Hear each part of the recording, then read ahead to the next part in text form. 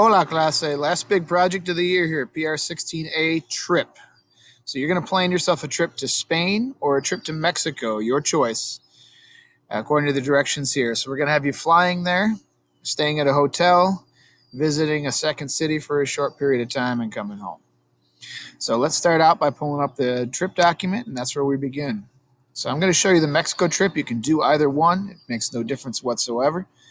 All right, first things first, using a travel website like Google Maps or Flights, we're going to plan a trip to Mexico City. So let's go ahead to Google Flights, and we are going to get a flight from Rochester to Mexico City. So we just go to Flights here, and it should pop up for you as Rochester if you're in Rochester when you do this project. And you are going to Mexico City, Mexico.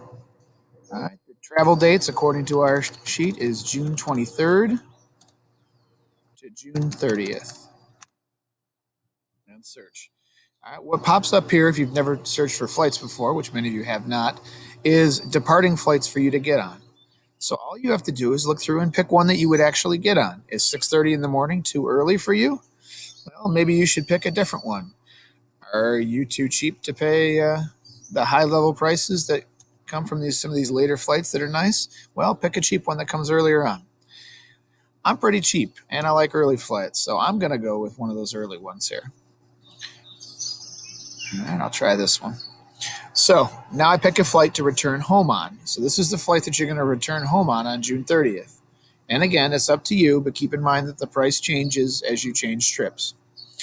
Also, the stops matter. One stop is usually a better flight to get on because you only have to stop at one airport and change over instead of multiple airports. So for me, this one's the best bet.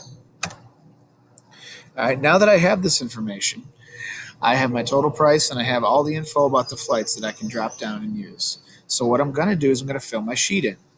So my departing flight on June 23rd leaves at 6:30 in the morning from Rochester. So I'll go into the sheet, and the first location that I am flying to is Charlotte.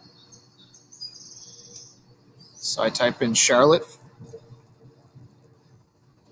for the locación uno, and the aerolínea, which means airline, the airline here is American Airlines. So I just type in American for that. And then I need the vuelo número.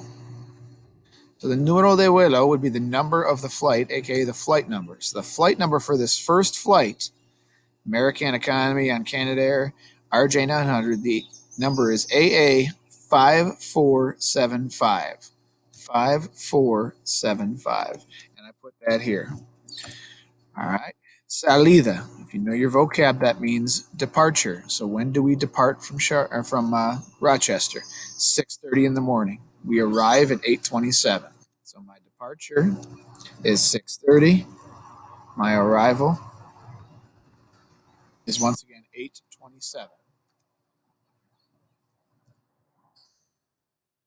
Duración de vuelo is how long the flight is, blank horas, blank minutos. If I click on the flights, it actually tells me the travel time is 1 hour and 57 minutes. 1 hour, 57 minutes. All right. Now, what about the second location? Because that didn't get me to Mexico City. I need another flight for that. The second flight here is from Charlotte to Mexico City, and that one leaves at 9:35. So again, I fill in the same information that I filled in before. All right, locación dos is Mexico City.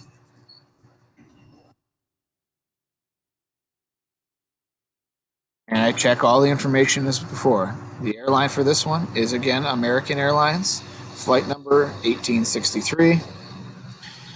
Leaves at 9:35, arrives at 12:35. My travel time is 4 hours exactly.